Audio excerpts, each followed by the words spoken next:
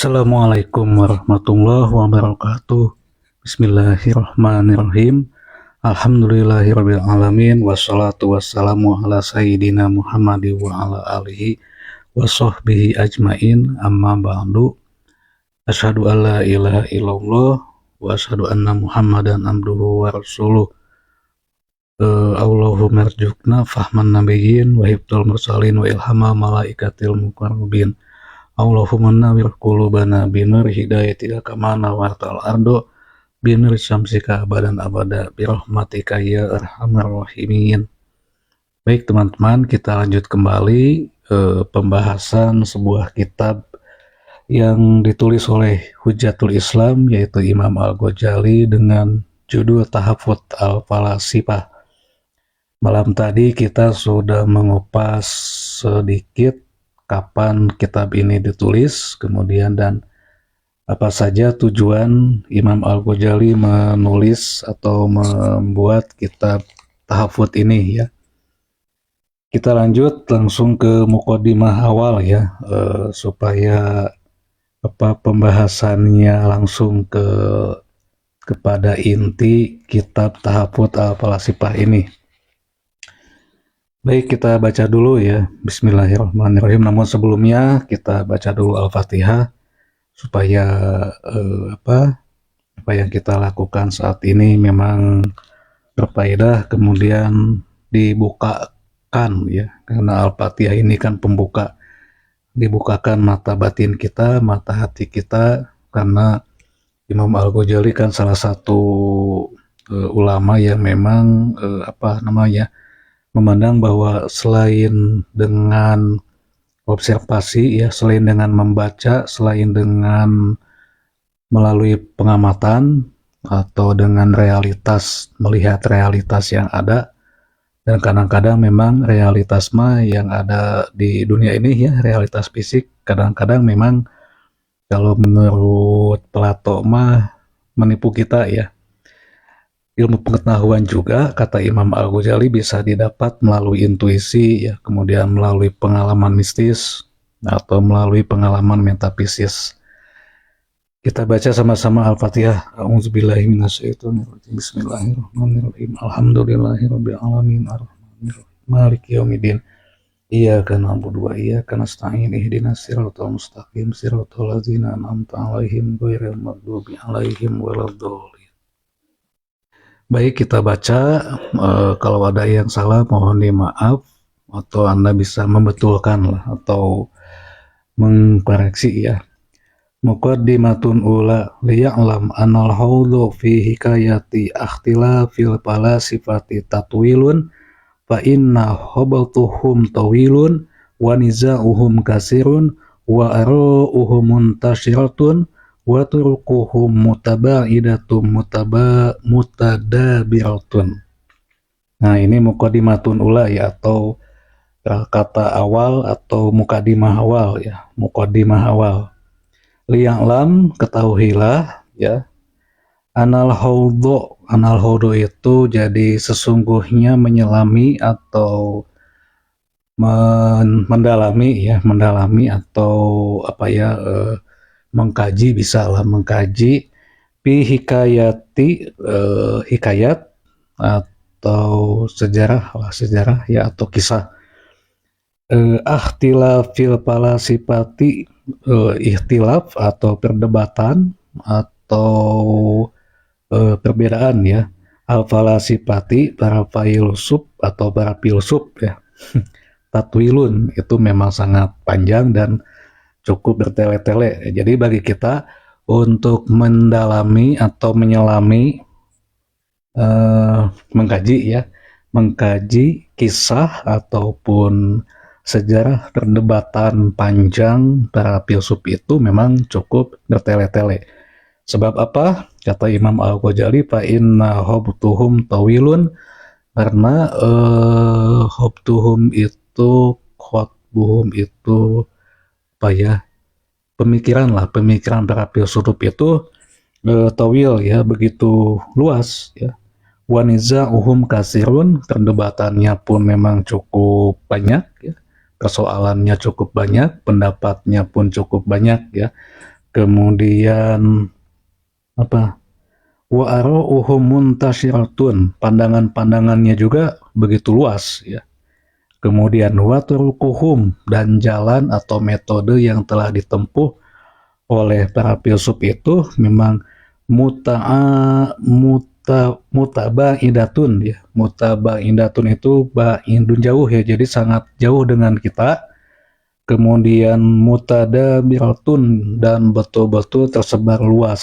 Nah, jadi kesulitan kita akan mendapatkan kesulitan di dalam memahami kenapa di antara para filsuf itu terdapat perbedaan, perdebatan, hingga saling klaim tentang kebenaran ya, kata Imam Al-Ghazali, karena memang perdebatan yang sudah berlangsung sejak abad kelima sebelum Masehi ya, yang dilakukan oleh para filsuf Yunani kuno hingga zaman Imam Al-Ghazali abad pertengahan ya, sekitar tahun 1090 ya, ketika ditulis buku ini cukup panjang dan sangat bertele-tele. Mereka itu memiliki pandangan-pandangan yang kata Imam Al-Ghazali fa inna hubtuhum tawilun, pandangan ataupun pendapat yang memang sangat bertele-tele ya. Pami bertele-tele non ya kan itu kadia. Kemudian waniza'uhum kasirun, perdebatannya pun memang sangat banyak. Wa ara'uhum muntasyiratun, kemudian pandangan-pandangan atau cara pandangnya juga memang cukup beragam ya. Kemudian wa turuquhum, dan metode yang ditempuhnya pun memang cukup kompleks ya, atau mutaba'idatun, bahkan jauh dengan kita ya. Kemudian mutadabiratun, dan cukup tersebar dengan luas. Saya ambil contoh lah, ketika misalnya filsuf alam, yaitu filsuf Pusikoi yang sudah ada di Yunani kuno pada abad kelima sebelum Masehi ya, itu kan diawali oleh kehadiran seorang filsuf Thales ya, atau kalau ditulisnya mah Thales ya, Thales. Thales itu kan salah satu filsuf alam yang mencoba mencoba menafikan atau menghilangkan pandangan-pandangan mitologis ya, pandangan-pandangan mitologis yang saat itu sudah tersebar di Yunani kuno ya. Jadi beliau Thales sebagai bapak filsafat barat ya mengatakan bahwa awal kehadiran alam semesta ini memang mesti ada bahan dasarnya gitu ya. Bahan dasar itu bahan baku ya, bahan bakunya. Thales mengajukan bahwa segala sesuatu yang ada di alam ini bermula dari cainya, tina cainya. Jadi awal nanti tina cai cenanya, tina cai kata Thalesnya. Tentu saja ya, cainya air itu hanya satu sumber hanya satu elemen saja ya, caimah cuman hanya satu elemen. Tapi Thales sudah berani mendongkrak saat itu teh mitologi saat itu ya. Mungkin kan kalau dalam mitologi itu tidak begitu ya. Di dalam mitologi itu bahwa asal-usul alam semesta itu dikatakan berasal dari misalkan pernikahan dewa-dewi, atau bahkan ada yang mengatakan bahwa asal-usul alam semesta ini memang tina sesuatu atau seperti hal-hal yang memang tidak sangat logis kalau dalam mitologi ya. Nah, oleh Thales itu dicoba dibantah ya, bahwa alam semesta ini mesti ada unsur utamanya, yaitu kata talismah cai ya. Itu abad kelima sebelum Masehi. Namun tentu saja pandangan Thales ini kemudian ditentang bukan oleh siapa-siapa, bahkan oleh muridnya sendiri ya. Salah satunya yang menentang itu siapa ya, Anaximenes kalau nggak salah ya. Karena Anaximenes itu mengatakan bahwa segala sesuatu itu berasal bukan Anaximenes. Kalau Anaximenes mah yang api, kalau nggak salah gas ya. Anaximander yang menyebutkan bahwa asal mula segala sesuatu itu berasal dari sesuatu yang memang tidak terbatas, ya. Sesuatu yang memang tanpa batas, itu kata Anaximander. Kemudian dibantah juga oleh Anaximenes, ya, yang mengatakan bahwa segala sesuatu itu berasal dari gas, ya, dari gas atau dari udara, ya. Dan dibantah lagi oleh Heraklitus bahwa segala sesuatu itu memang kalau Heraklitus itu kan yang mengemukakan bahwa segala sesuatu yang ada di alam ini memang selalu berubah, ya. Jadi tidak menetap pada satu keadaan. Kita mengenal ungkapannya itu panterei kai udin menei, artinya segala sesuatu yang ada di dunia ini setiap detik, setiap saat, setiap waktu terus mengalami perubahan. Nah, di dalam kurun waktu yang sama pun, ya, itu terjadi perdebatan setiap para filsuf. Bahkan di dalam filsuf Pusikoi juga, ya, ada yang tadi mengatakan seperti Thales bahwa sumber segala sesuatu itu cainya. Kemudian dibantah lagi oleh Anaximander bahwa segala sesuatu itu diawali oleh hal yang memang tidak terbatas. Kemudian Anaximenes mengatakan bahwa segala sesuatu yang ada di alam ini bermula atau bahan bakunya, bahan dasarnya itu udara. Selanjutnya nih bantah lagi oleh Herakleitos, ya, bahwa segala sesuatu yang ada di dunia ini selalu berubah. Jadi intinya begini, ketika Herakleitos mengatakan segala sesuatu itu berubah, berarti tidak hanya disebabkan oleh satu unsur saja, ya. Seperti halnya Thales mengatakan bahwa asal segala sesuatu itu berasal dari cairnya atau air, tetapi oleh Herakleitos itu dibantah bahwa segala sesuatu itu bisa saja berubah-ubah, ya, bukan hanya berasal dari cair, kemudian api ataupun tanah atau udara, ya.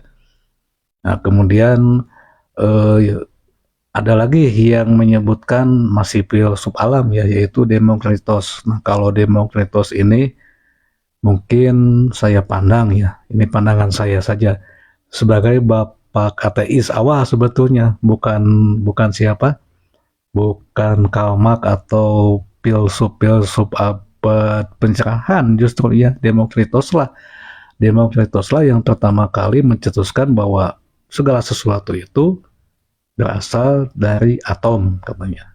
Jadi kalau Demokritos itu kan menginyahkan atau menafikan atau menihilkan hal-hal yang memang bersifat supranatural, ya. Jadi inti nama segala sesuatu itu berasal dari atom, dari hal-hal yang memang fisik. Kemudian atom itu mengumpul, ya, dan membentuklah menjadi alam semesta ini. Pada tahun itu, ya, pada tahun atau abad kelima sebelum Masehi, para filsuf belum ada yang mencetuskan ledakan, ya, sebuah ledakan dahsyat yang nanti akan menjadi alam semesta ini. Saat ini kan kita mengenalnya dengan Big Bang. Teori ledakan itu justru akan mengemuka nanti pada abad pertengahan, dikemukakan oleh sarjana-sarjana muslim itu, seperti kalau tidak salah Al-Farabi, kemudian Al-Kindi, ya, melalui teori emanasi, ya, kalau tidak salah. Itu nantilah kita bahas, karena kita akan mengkaji dulu perdebatan panjang dan bertele-tele para filsuf kuno, ya, yang dikatakan oleh Imam Al-Ghazali sebagai ini nih, watrukuhum mutaba'idatun mutadabiratun, artinya metode-metode atau pandangan-pandangan jalan, ya, yang ditempuh oleh para filsuf itu memang naonnya jauh luas pisannya, kemudian memang tersebar di mana-mana. Nah, kemudian keunikan ulama-ulama dulu itu, ya, para ulama Islam abad pertengahan, kalau kita membuat sebuah skripsi misalkan, kan pasti ada yang namanya rumusan masalah atau dibatasi kan masalah itu, jadi ulah nepika bahasan kita itu terlalu meluas kan. Nah, Imam Al-Ghazali mengatakan begini, Falnak tasir, ya, maka kita akan membatasi atau menyederhanakan ala idharit tanakudi. Maksudnya menyederhanakan pembahasan ya ala idharit tanakudi untuk menjelaskan, menjadikan lebih jelas at-tanakudi, inkonsistensi ya, atau kontradiktif, atau pemikiran yang kontradiktif firoi muqaddimihim, di dalam pandangan-pandangan atau apa yang dikemukakan muqaddimihim oleh para pendahulu ya, para pendahulu filsuf itu. Nah, jadi nanti Imam Al-Ghazali akan membatasi pembahasan di dalam perdebatan antara para filsuf itu dengan menjelaskan adanya inkonsistensi atau tanakud ya. Tanakud itu inkonsistensi atau kontradiksi firoi di dalam pandangan-pandangan muqaddimihim ya, para filsuf awal, atau para filsuf zaman dulu yang sudah saya sebutkan tadi ya. Tapi di dalam kitab Tahaput ini Al-Ghazali kemungkinan hanya membatasi Aristoteles ya, kemudian Platon, kita menyebutnya Plato ya. Tapi yang betul itu sebetulnya pelafalannya itu Platon. Kemudian nanti ada juga dibahas tentang Herakleitos ya, kalau tidak salah nanti kita temui pasti.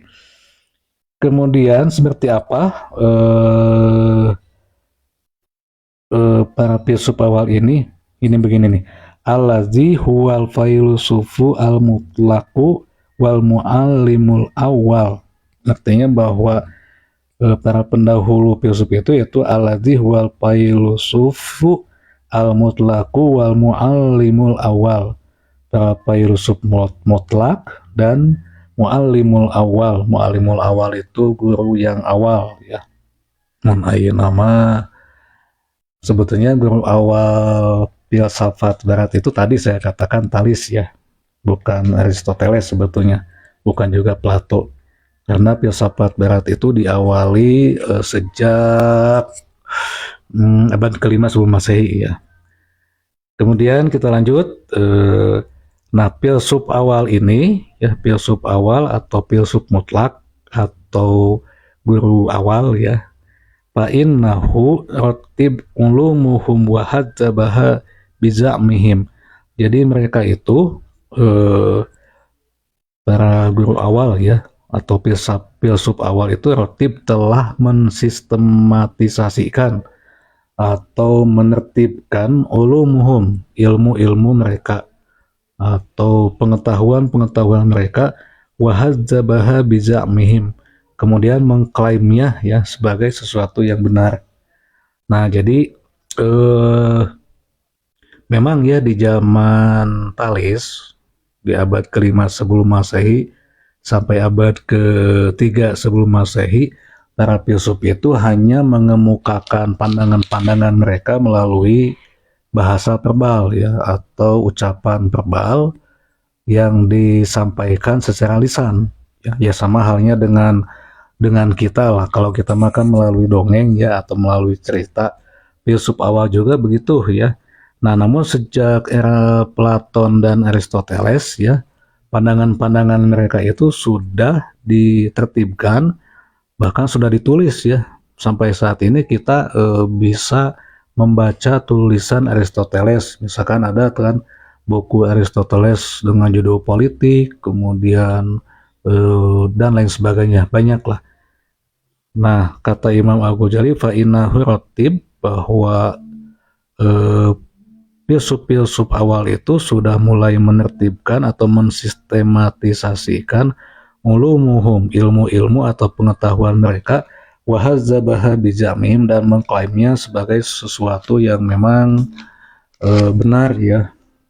Kemudian sistematisasi yang dilakukan oleh para filsuf itu dengan wahozbul haswa min aroihim, artinya membuang hal-hal yang tidak baik ya min aroihim di dalam pandangan-pandangan mereka. Wantako dan mengokohkan atau mempertahankan ya. Ma huwal aqrabu ila usuli ahwaihim. Ma huwa aqrabu yang dekat ila usuli terhadap hal-hal yang pokok ahwaihim di dalam hawahu itu hasrat atau pikiran mereka ya.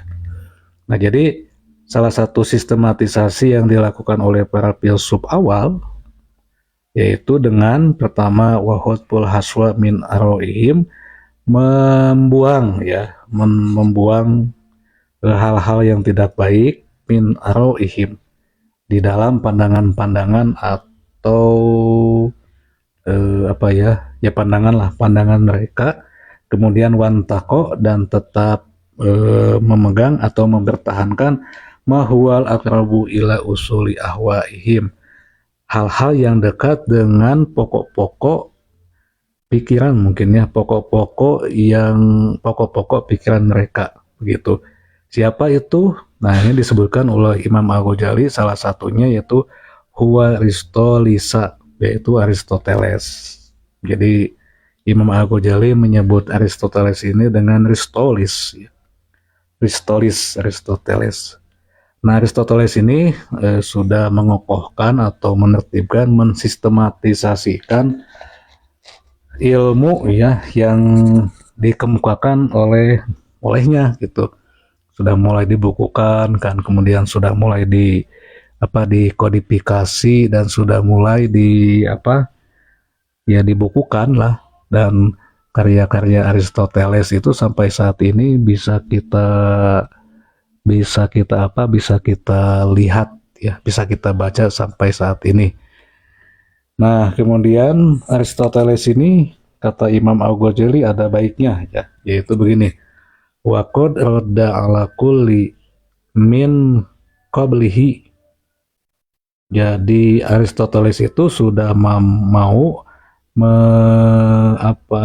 roda itu malam tadi itu, roda itu merespon atau menyanggah kalau di sini.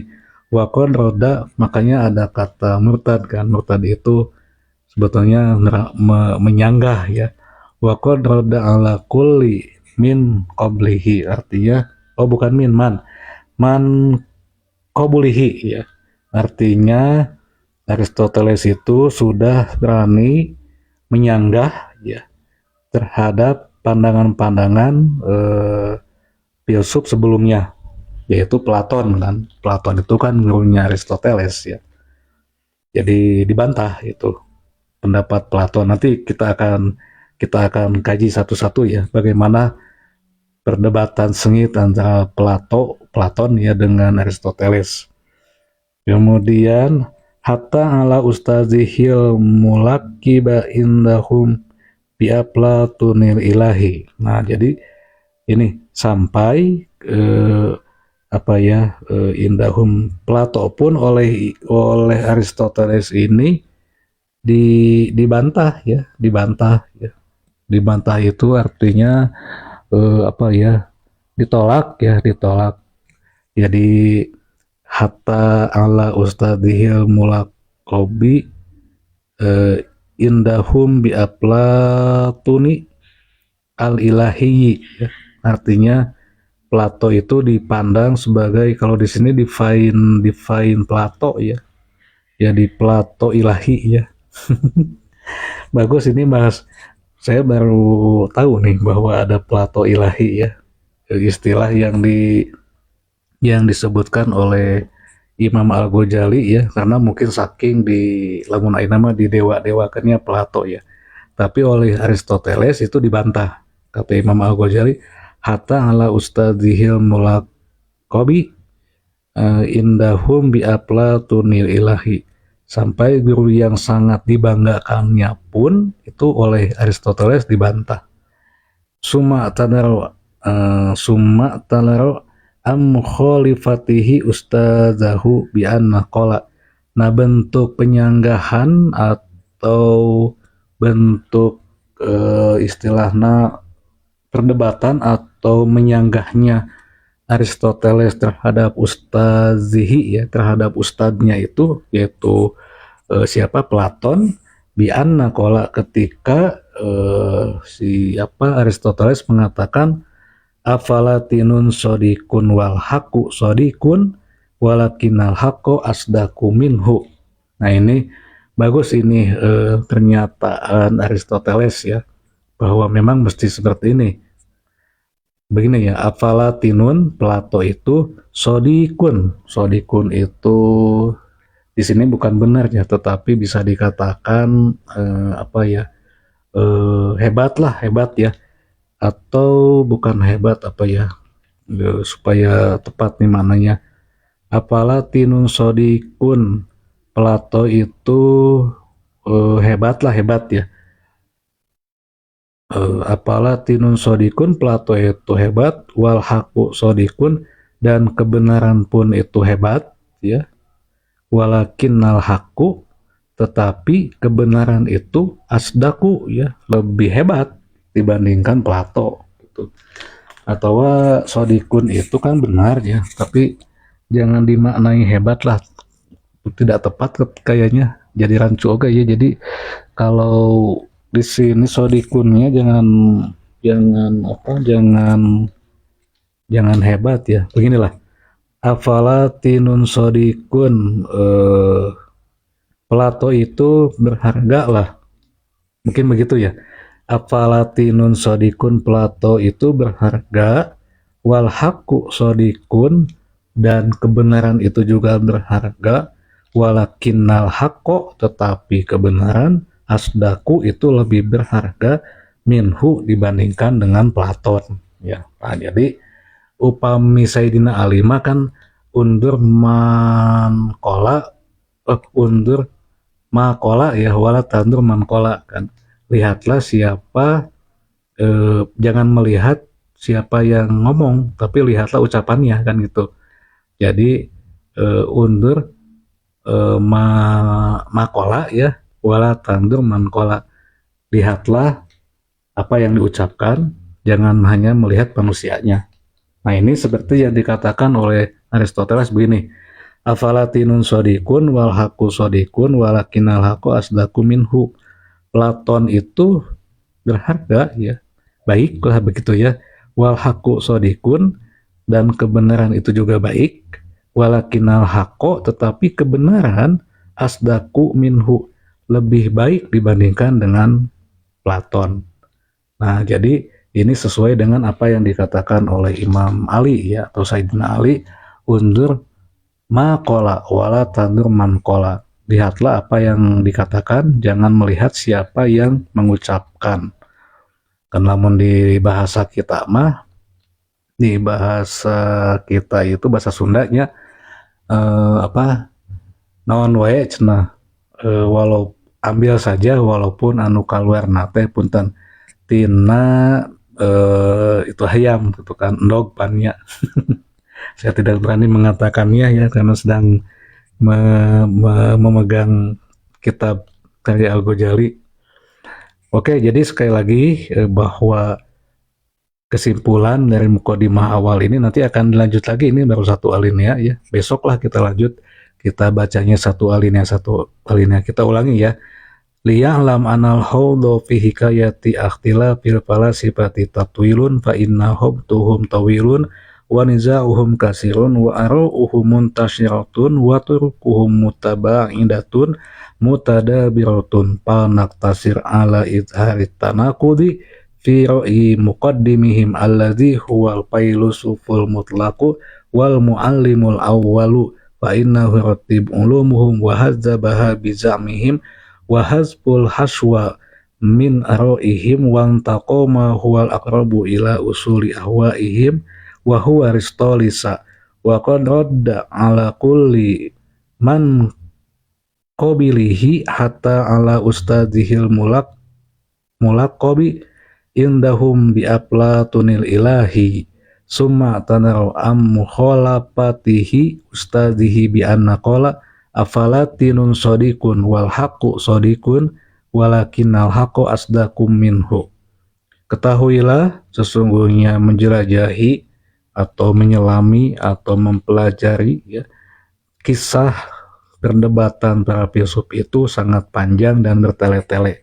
Fa inna hubtuhum, karena sesungguhnya hubtuhum, pandangan-pandangan mereka, tawilun, sangat luas, wa niza'uhum kasirun, perdebatannya pun sangat banyak ya. Wa ara'uhum muntasyiratun, pandangan-pandangannya juga tersebar luas. Wa turkuhum mutaba'idatun mutadabiratun, jalan atau metode yang ditempuhnya pun sudah jauh ya, kemudian ada di mana-mana lah. Apalagi kan abad kelima sampai saat ini ya, itu sudah berarti 26 abad ya. Panak tasir, maka kita akan membatasi ala izhari tanakudi, dalam menjelaskan tanakudi, inkonsistensi atau kontradiksi, firoi muqaddimihim, di dalam pandangan pendahulu-pendahulunya atau pendahulu para filsuf itu. Nah, kalau di sini kan him itu para filsuf, mungkin pengikut ya, pengikut para filsuf Yunani kuno yang ada di dunia Islam ya, pengikut-pengikutnya. Allazi huwal filsuful mutlaqu wal muallimul awal, yaitu para filsuf, bukan para, ini seorang ya, yaitu seorang filsuf mutlak atau guru awal ya. Fa innahu ratib ulumuhum wa hadzabaha bizamihim, maka sesungguhnya siapa yang guru awal ini ya, filsuf ini, ratib ulumuhum, telah menertibkan atau mensistematisasi ilmu-ilmunya, wa hadzabaha bijamihim, dan mengklaim ya tentang pandangan-pandangannya ini dengan wahazpul haswa min aroihim, dengan membuang kejelekan-kejelekan di dalam pandangannya, wantako, dan mempertahankan mahwal aqrabu ila usuli ahwaihim, hal yang dekat dengan pokok-pokok pandangannya atau pemikirannya, bahwa Aristoteles, dia adalah Aristoteles.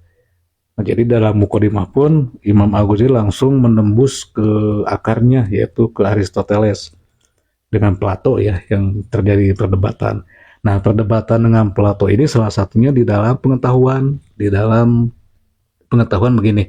Kalau Platon kan mengatakan bahwa pengetahuan itu bisa didapat atau dihasilkan melalui intuisi dan dengan akal ya, dengan akal. Karena begini, dengan akal dan intuisi, karena kalau pengetahuan didapat melalui mengamati realitas, kata Platon, realitas itu selalu menipu kita gitu kan.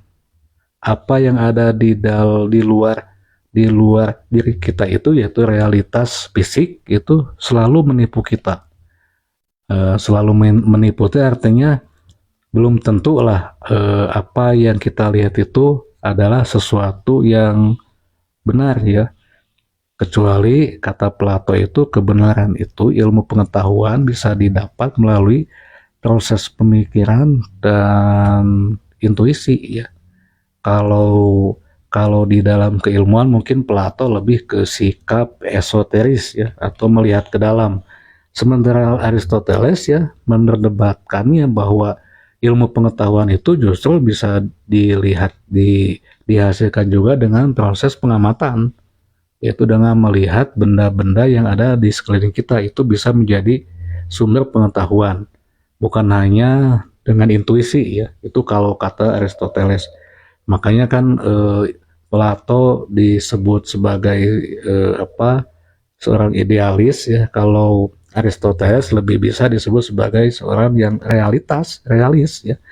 Karena Aristoteles itu lebih melihat realitas ya, bahwa apapun yang ada di sekeliling kita bisa menjadi sumber pengetahuan jika diteliti.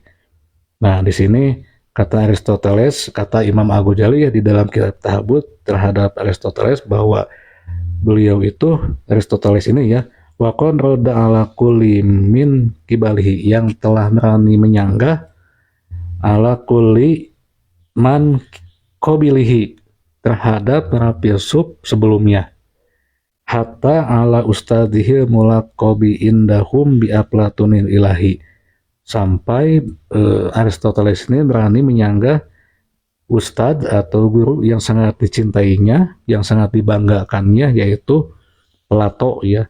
Di sini ditulis Aplatunil ilahi, Plato yang ilahi ya. Ini ungkapan Engel ya. Mesti ditelusuri nanti kenapa Imam Al-Ghazali menyebut Plato ilahi atau divine Platon. Suma tadaru'an mukhalifatihi ustadzihi bi anna. Nah, salah satu bentuk penyanggahan atau penyanggahan atau mendebat ya.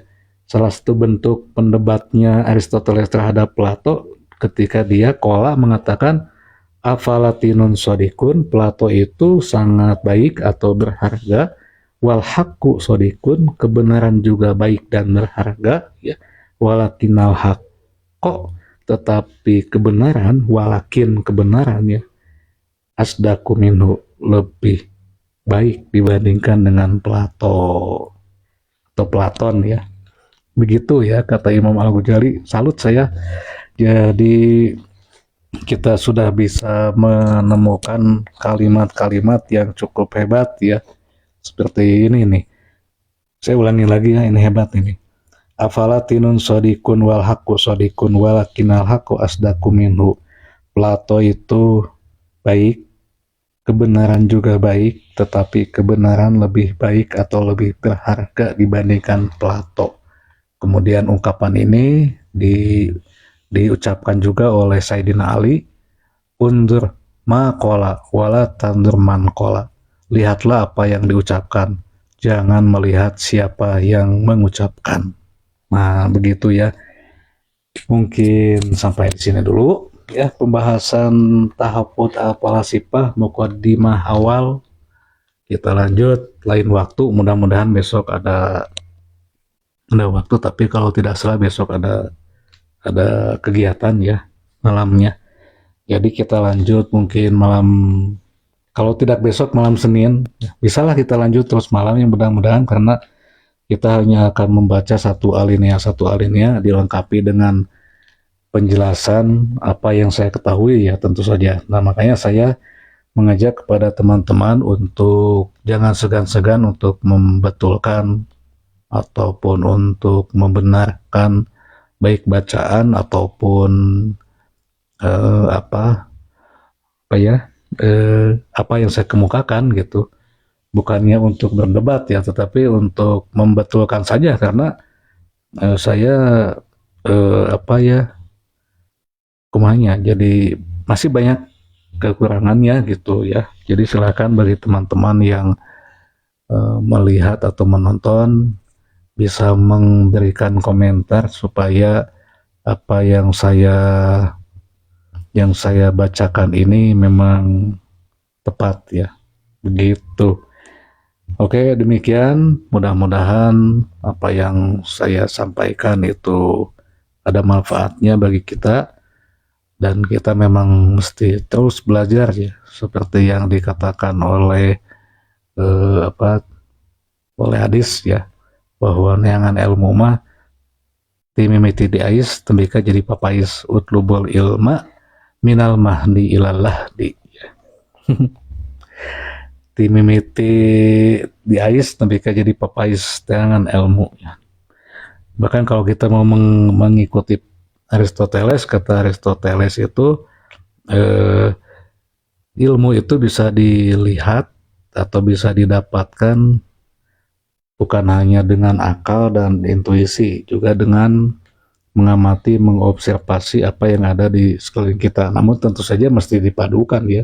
Dalam meningali hungkul, ya, ningali batu misalkan, hanya mengamati ya tanpa memikirkan batu tejang naon ya. Nah, tentu saja, atau si batu itu mengandung apa? Mengandung teh sesam ya. Si batu itu memiliki terdiri dari unsur apa saja, misalkan kan itu mesti pakai akal dengan intuisi. Jadi betul sebetulnya apa yang dikemukakan oleh setiap filsuf juga, cuman kalau Imam Al-Ghazali lebih mengatakan bahwa di dalam tahafut ini pandangan-pandangan itu mesti utuh ya, argumentasi itu mesti utuh, jangan ada yang inkonsisten, kemudian jangan ada yang inkoheren atau rancu ya. Jangankan di dalam pikiran ya, di dalam kalimat pun ketika rancu itu akan menimbulkan kebingungan yang membaca ya, atau ngupingkeun. Misalnya gini, kalau saya mengatakan kira-kira ada satu mata rantai atau kata yang dihilangkan. Saya membeli pisang, misalkan. Saya membeli pisang itu kan kalimat yang efektif, kemudian mudah dipahami kan. Artinya bahwa abdi ngagaleuh pisang ya. Kemudian kita hilangkan si kata membelinya, itu akan menjadi rancu. Saya pisang ya. Kan itu rancu. Maksudnya apa kan? Sehingga ketika muncul pandangan yang rancu itu akan, tadi kata Imam Al-Ghazali, menghasilkan ini nih, fa inna habtuhum tawilun wa nizauhum kasirun ya. Jadi menghasilkan pandangan-pandangan atau percakapan yang cukup panjang ya, berbelit-belit, bertele-tele, dan wa nizauhum kasirun, perdebatan yang banyak, yang luas ya. Nah, jadi begitu ya, itu hanya contoh saja di dalam kalimat. Kalau saya membeli pisang, kemudian kata membelinya dihilangkan, itu akan menjadi sangat rancu. Nah, Al-Ghazali tidak menghendaki itu ya, apalagi di dalam memahami masalah-masalah yang sudah saya sebutkan malam itu, masalah ilahiyati ya, masalah ilahiyah. Oke, demikian teman-teman. Mohon wassalamualaikum warahmatullahi wabarakatuh.